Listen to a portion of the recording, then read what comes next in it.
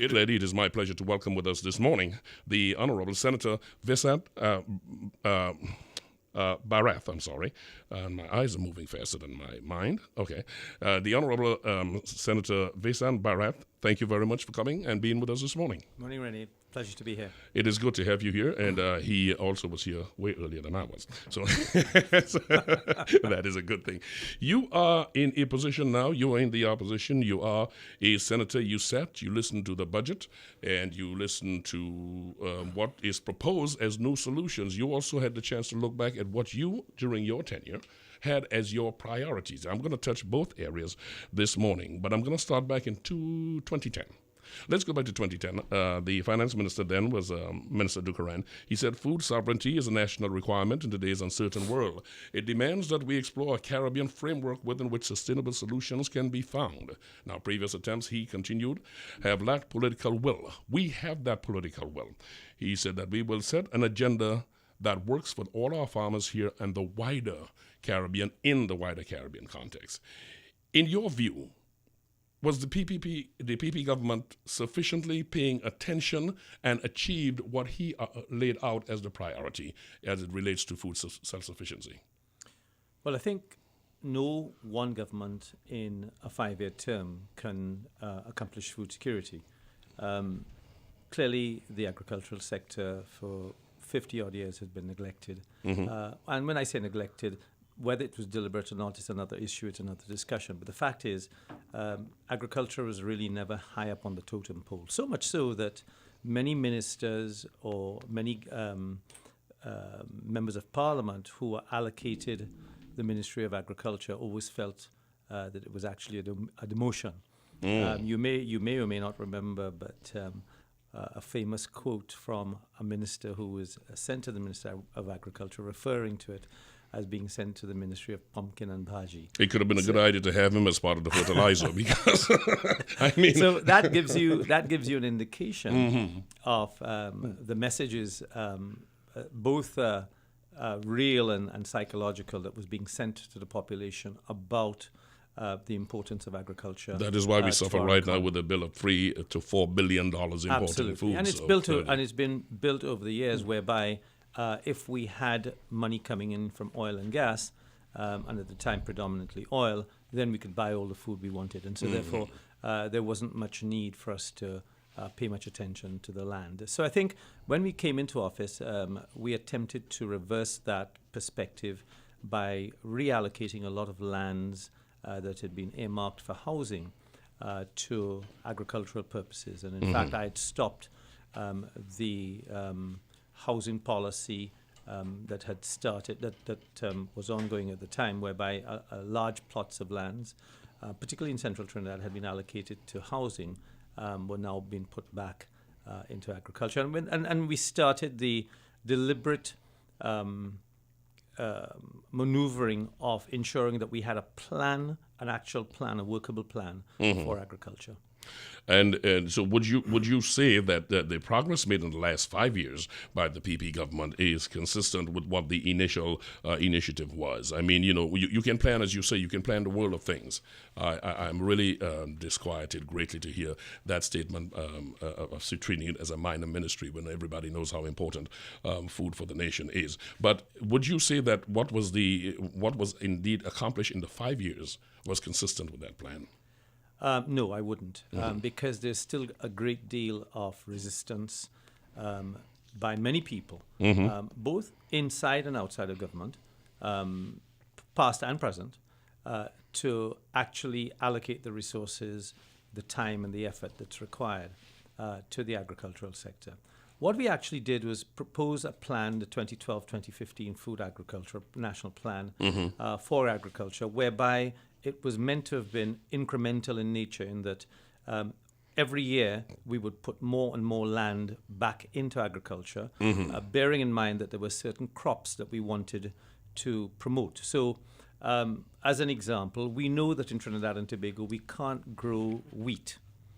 So what we were trying to do was to substitute the amount of wheat we used by utilizing the lands for growing more rice, for example, right, which is growing more cassava, growing more sweet potato, that type of thing. And then if you looked at the actual national program, the actual plan, you will see that every year more and more production was being planned based on more and more land becoming available. In fact, in 2012, I think it was, we had the largest distribution of agricultural land in this country since 1962, and that was 4,000 acres of land under my watch that were given to the farmers to grow more food. But of course, it does require a concerted and consistent and persistent effort, essentially, and willpower to do, and not just willpower, but political will, yes, indeed, to be able to carry through with it. In case you're just joining us, Senator Vasant Barath is my guest this morning. He was in charge of food production, and we are talking on that aspect of it. I never like to use the word failure because, demonizing is serves nobody. What instead I will ask you is, what was the greatest disappointment to you and the PP administration that was not accomplished during the past 5 years? And I do that cognizant of what you said. You saw huge parcels of land being passed out for housing and so on, and you moved to stop it. Still, there are many who say that went on unabated. Yes. In fact, there's always conflict between clearly two very primary and basic needs, shelter and food. Yes. Of course. And so there's always going to be that pulling and tugging as to which is the more important. Clearly, food is by far the more important. But as I said, when you come back to the perspective that many people hold, that if you have oil dollars, you can buy as much food as you want, then you get into this conflict that we speak of now. Now, one of the things that we've got to realize is that food is becoming more and more important as far as almost a political tool worldwide, because of the fact that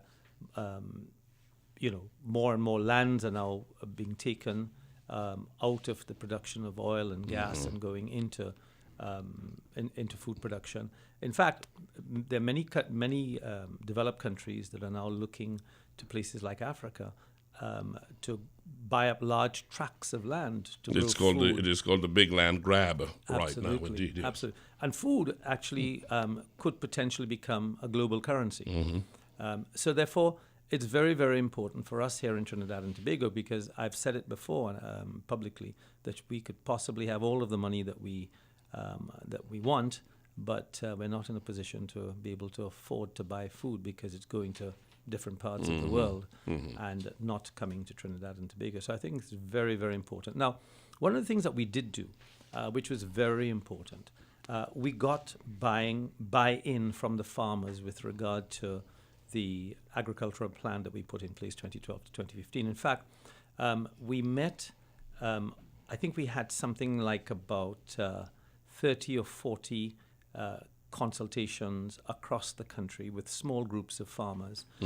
So in fact, the document of which you speak was developed purely in conjunction with the farmers, because they were the ones who actually knew the challenges that confronted them on a daily basis. They knew what they had to overcome, and they had the best solutions. So that plan was not one that was written and conceived in the hallowed halls of St. Clair in the Ivory Tower, but actually came out of the belly of the farmers. And I think that's why we got a significant buy-in from the farmers across the country and the fisher folk across the country, because, of course, it was also a holistic development of the fishing sector as well. I'm not going to singularly ask about the biggest disappointment of the last government without asking you, as I will, as we continue, how would you go about in the position of the opposition assisting this government here? Because I believe that most people go into government with nation first on their mind. It is not which is the ruling party, which is the opposing party. But that National Food Production Action Plan we talk about, in 2014, the review of the economy showed that over the last 5 years, real production in the agricultural sector declined by over 15%. And that is the reason I ask you about the greatest disappointment, because you have a plan where clearly there is recognition, there is cognizance that we must become more productive with our food. We see the escalating import food bill, and I know that you in your ministry and the other technocrats looked at it and said, we must do something. But while that plan is being touted, we have a decline of 15%.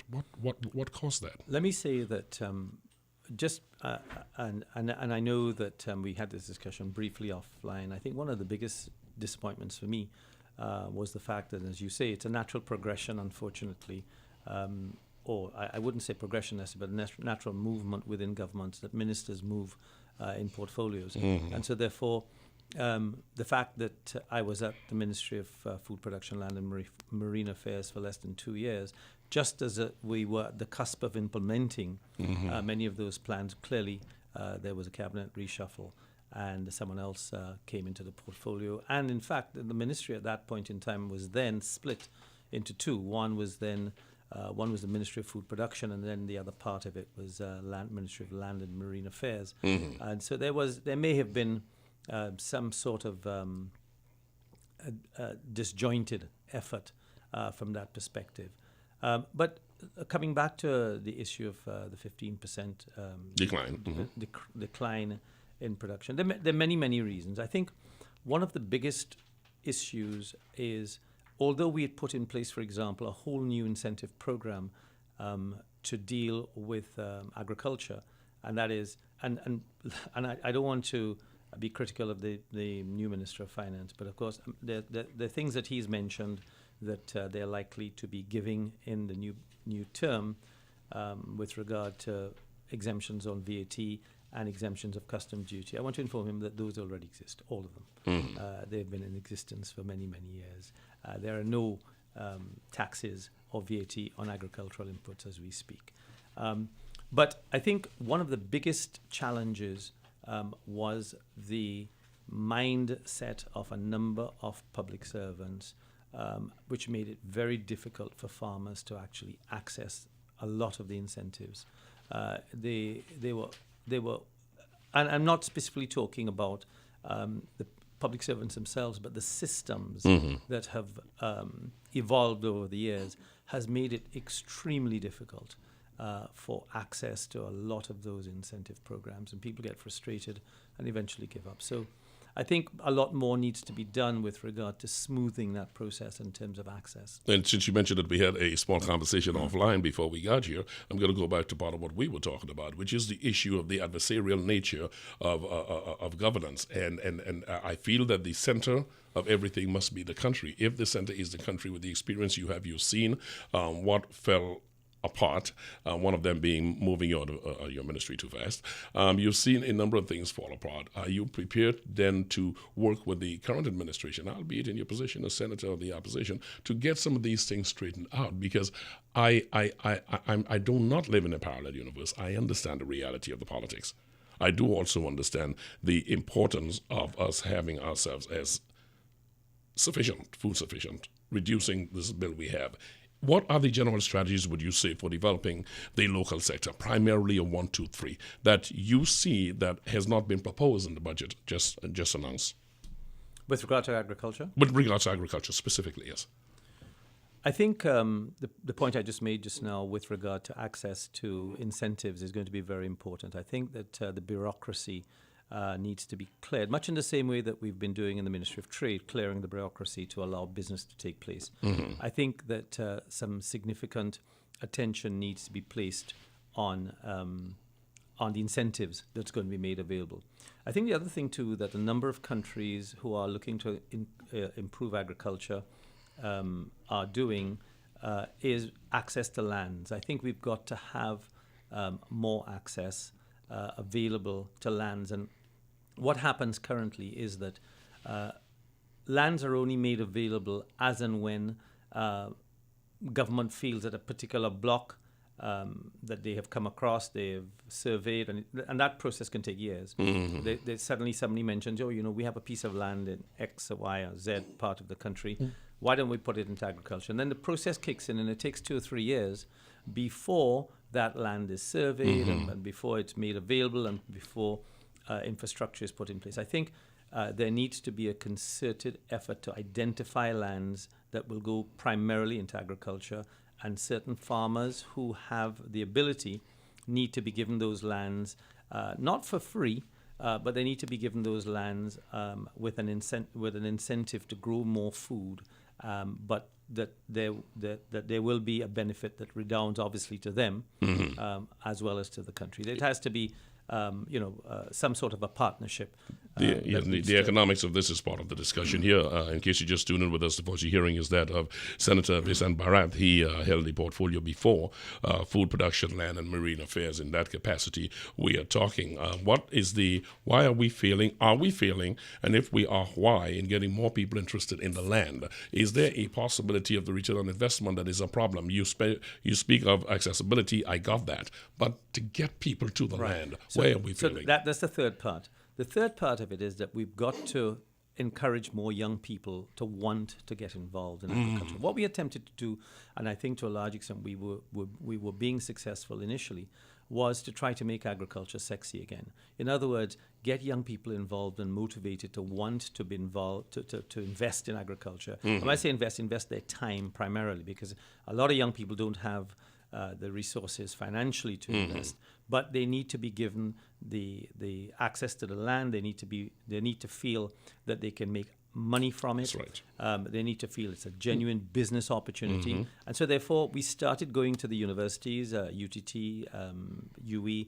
We went to COSTAT. We started to get a lot of young people interested and involved. There are a number of young people today still doing the agricultural program at UE, doing agribusiness at UE. They're coming out with nothing to do and having to find alternative careers other than agriculture, when they would have invested 3 years of their life learning the theoretical aspects of agriculture. There's no avenue for them to go. I'll give you an example. And going hand in hand with that is the fact that we've got to encourage scientific means of growing food far more than is utilized today. Now, one of the issues we have with growing more food, and this is a really critical issue, that if it's the one thing I believe I can assist with and I would like to help in, is this: we can actually grow more food in Trinidad. The problem is that the more food we grow, the cheaper the price of that food becomes at the market level. Now, what then happens is that you have I'll give you an example: tomatoes. Okay, I'm growing tomatoes. And the guy next door sees that, I'm growing tomatoes, and I have lovely tomatoes, and I'm getting $15 a pound for or $10 a pound. Suddenly, he starts to grow tomatoes, and then the guy next door starts to grow tomatoes. Now, there's no science behind the market demand or anything like that. They're all growing tomatoes. Suddenly, the price of tomatoes drops to $2 a pound. Okay? Then suddenly everybody drops out because it's not worth their while. Many times they will leave the tomatoes on the ground because it's not worth picking it at $2 a pound. So a warehousing so that's the point I'm making now. So the plan, and the 2012 plan, was to use NAMDEVCO as a clearinghouse where NAMDEVCO would buy at a specified price that the farmer knows up front everything that the farmer produces, provided it gets to a certain quality and so on, right? So you tell the farmer, look, every single tomato that you can grow, I will buy it. And then it becomes NAMDEVCO's headache to determine what they're going to do with it. Now, either they can start selling it off to the cruise ships, to the hotels. They could start up agro-processing industries. So, but the farmer was buffered that he will always get a set price. And so therefore you could grow as much food, you grow more and more food, because you know that it doesn't matter how much I grow, I'm going to get $5 a pound. And I'm going to make $3 a pound on it. So you know up front what your profits are likely to be. As opposed to this, peaks and troughs, whereby one time you might get $8, the other time you might get $2. And that is what NAMDEVCO's rule really needs to be. What happened to that initiative? I think in the latter days of the ministry, they built actually 2 packing houses that would have started to perform that function, but I don't think it was done. at the speed that would have been required to get this project off the ground properly. We've got a lot of things in our hands. In case you locked in this morning, Senator Vasant Barath is my guest. He held the two portfolios of one is land and marine affairs, and the other one is the area we're going to move into quickly, because you have a degree in international marketing, and you were in the Ministry of Trade and Investment. So investment becomes a very serious area this morning. The fierce global competition that is there begs the question, where should Trinidad and Tobago look to maximize its market options? Where should we be looking to trade? Should we go to the crowded market of North America? Should we go to Europe? Should we look at Latin America? Where should we put as our thrust to maximize what we have to export? I think the biggest opportunities we have really are looking south. It's the reason why we've entered into, in the last 3 or 4 years, into a number of bilateral arrangements with our Central and South American partners. So, for example, we have bilateral agreements with Panama, El Salvador, Guatemala, the Dominican Republic. We're currently negotiating with Chile. Because we have 600 million people on our doorstep. Now, whenever I traveled the world and I was encouraging foreign direct investment into Trinidad and Tobago, it really wasn't for the local market, because clearly with 1.3 million people, you cannot generate the economies of scale that's required to bring the price of a product down to the cost where you can compete globally. So wherever I went, I was always encouraging people to invest in Trinidad and Tobago, but with a view to looking at markets south of Trinidad, where we have 600 million people on our doorstep. And you will find that really presents the largest market share and the best option for us, because there are a number of manufacturers, particularly European manufacturers and Asian manufacturers, who are currently manufacturing product in their markets and shipping and paying duties and paying freight to get to South American markets. If they were to do it right here in Trinidad and Tobago, they would save a significant amount in freight, because of course we're much closer, but very importantly, there will be no duties to be paid, because the goods would actually be manufactured in Trinidad and Tobago, where we have a bilateral arrangement for the exemption of duties and taxes in those markets. So we present in Trinidad and Tobago a major opportunity, first of all, based on our geographic location. Secondly, of course, it's undisputed that we have one of the lowest energy prices in the world. And so therefore, when one looks at the cost of production of goods, again, we have a significant advantage, particularly where energy is a major component and input as a raw material into the final cost. And thirdly, of course, the fact is that we do have, regardless of what people may say, we do have an extremely educated workforce. We have some very, very bright and innovative and creative people in Trinidad and Tobago. And unfortunately, what tends to happen is many of these young people who are looking for opportunities look outside of Trinidad and Tobago, and they eventually end up settling in other countries, developing other organizations and developing the economies outside of Trinidad and Tobago, when in fact, if we built those sectors here, I'm talking about in financial services, in ICT, in tourism, creative industry sector, the maritime sector, agro-processing, they can find high-paying jobs right here in Trinidad and Tobago. Senator, crime remains a major problem. We know that a disincentive for all investors is a problem of crime, but that is no stranger internationally. Many countries have this problem. How can Trinidad and Tobago simultaneously attract foreign investment while we work hard to reducing crime? Must that be a 1-2? Or can they simultaneously function? On the one hand, you try to bring it down. On the other hand, you try to bring it down. Well, they can coexist. I mean, countries like Colombia and others have shown that you can have investments still coming into a country.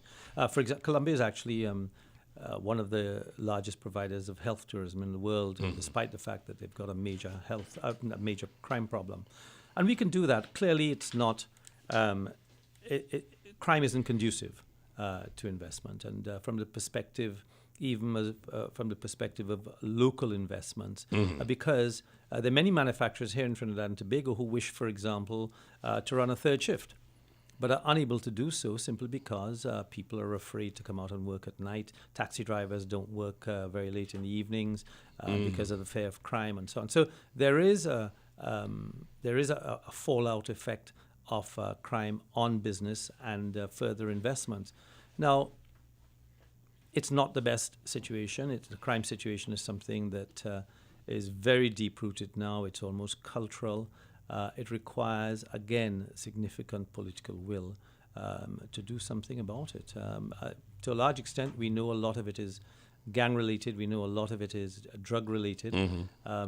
And so, therefore, that is really the root of the problem that needs to be addressed by successive administrations. Sorry, sir. You have looked at what the PNM is proposing from the investment standpoint. Have you had time to look at what is proposed by Finance Minister Imbert? With regard to development, with regards to attracted foreign investment, because that is a major question. Yeah. If your revenue is dwindling, you've got to find ways to. I have looked at the budget in detail. There are no revenue generation measures that's been articulated effectively in the budget that I can tell. He's mentioned a few of the areas that we've already started working on. For example, financial services, where we've already started to attract investments into Trinidad and Tobago. In fact, just about a month before the elections, I cut the ribbon on a new venture of a company called ICOR that is putting down back office functions in Trinidad and Tobago, creating 300 new jobs in the first instance. About 18 months ago, we got RBC, the Canadian bank, and Scotiabank to put down their back offices, creating 1,000 new jobs servicing the Caribbean region. And we were in discussions with Infosys out of India and GE Capital currently to just before we demitted office, again for back office function. So that's a new area that has been developed over the last, 2 years. And Minister Imbert has declared that they will be continuing with that. But other than that, I've not seen any other major revenue generating proposals coming out of the budget. Senator Vasant Barath, my guest this morning, we are really tight on the time here, but I do want to ask you this, and I would have to go back a bit to the area of food, because at the end of everything that we talked there was one area I did not ask you about, and it is something that affects the consumers. The structure of the wholesale distribution sector allows for this kind of monopoly where you've got a small percentage of people, i.e. 2-3 companies, controlling all the transportation, all the distribution of food, and as such, no matter what a government does, you're at the mercy of what they do with the prices. Now, a lot of money in the country, folks say, I need it, I'm going to buy it. But at the end of the day, it kills everybody. What was attempted in your 5 years or in your tenure in that area, but your 5 years with the PP government, and what was not done, and what can be done to remove this so-called... I'm trying to be nice. I'm trying to be nice. To remove this small percentage of people from controlling what happens with our food prices. When we removed VAT on 7,000 food items, you will remember, very shortly, in fact, immediately as we removed the 15%, the price of a number of items went down almost immediately. Mm-hmm. And we were able to verify that by actually going to some of the larger groceries and checking. But within a very short space of time, 2 or 3 weeks later, in fact, I think, all of those prices went straight back up, because what happened was the supermarkets realized and the distributors realized that the market is accustomed paying that price, and so therefore the market can take it. And really what's happened is that the consumer is at the mercy of market forces. Mm-hmm. And market forces in this instance, as you rightly pointed out, is determined by a very few people. And they are very collaborative in their approach. 2 or 3. Collaborative in their approach to pricing. And but one of the things that we instituted very recently, maybe about a year or so ago, was the National Food Price Council, which I chaired. And in that, members of that council included Customs and Excise, the Bureau of Standards, Chemistry, Food and Drug, the Food Distributors Association, the Supermarkets Association. They are the prime and the distribution companies, and they are the primary determinators of price. What we did for the first time is that we started to get Customs and Excise to share pricing with the Ministry of Consumer Affairs, which never happened before. Now, that is one way of ensuring that the price that the importer is actually paying is declared to the Ministry of Consumer Affairs, which previously never happened. It's something that Customs and Excise and the Food Distributors Association always kicked and railed against. But we made sure it happened by putting legislation in place to ensure that this information was now going to be available to the Ministry of Consumer Affairs. And the attempt from that is to do what? Is so to measure the amount of markup? Say, absolutely. So that they can no longer, if it's properly monitored, be price gouging. So in other words, if you paid $10 for something landed in Trinidad and Tobago, you can no longer sell it for $25 and say that it cost you $20. Because the price that you've actually paid that's landed, for the cost landed, is now going to be available through Customs and Excise to the Ministry of Consumer Affairs. Now, that does require a little bit of sophisticated manipulation in terms of how you take that information and you hold people accountable. That's right. Your for policing it has and to be making serious, it yes. absolutely, and making this information available to the population, bearing in mind, of course, there are certain issues relating to data information and so on. But is that all one can do, Senator Barath? Is that all one can do? Because I know the argument by most people is do not interfere with the free market. Do not interfere with it. Let the market forces control themselves. But we have seen where folks are doing 300% in the take-home profit area, and all they have to do is adjust themselves to make a 150% profit. But they refuse to do that. Instead, every year they climb from 300 to 400 to 500. Is there anything governments can do to balance this? Right. The alternative, which has not always worked or has never really worked, is to have some sort of price control mechanism whereby food is imported by a government or state agency. And we all know the issues relating to that and the potential waste because it's not managed properly, and all of the other activities, nefarious and otherwise, that will go hand in hand with that.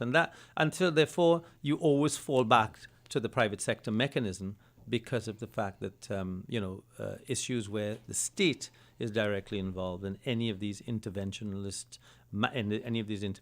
ways always leads to further problems. Well, we've got to find ways to break the back of this, what is it called, oligopolistic structure of our government, of food distribution. Because unless we do that, all efforts can be frustrated, no matter what we do. At some point or the other, we've got to find a way to get a lot more distributors involved with this, and or a bigger say, we being the people via our representatives, the government. And as you'd appreciate, the other thing too, of course, is that our major cause of inflation in Trinidad and Tobago currently is imported food. Yes. So therein lies another issue. Well, I thank you so much for taking the time to be with us this morning. Next time I get you wrong, I'm going to have you for a longer time, because a couple of these things we could actually sit on for a longer period. But I had you in because I wanted to ask you what the feeling was, what we can do, because at the end of the day, there is one constant is here, is Trinidad and Tobago and where we're going. So we have to take the regime before yours, the one even before them, all the way on to the one that's here, and come together and look at what is the common purpose, the common strategies we have to embark on to get this going. And, government is a continuum. We really are in this together. And I'm glad that you have later on someone who I admire a lot and I respect a great deal, Mr. Conrad Enel, who again is a nationalist as far as I'm concerned. Yes. And would look after the people of Trinidad and Tobago and their welfare. Thank you for being gracious. Thank you for being candid. Thank you for your time. Thank you for coming in this morning. Thank you very much for having me.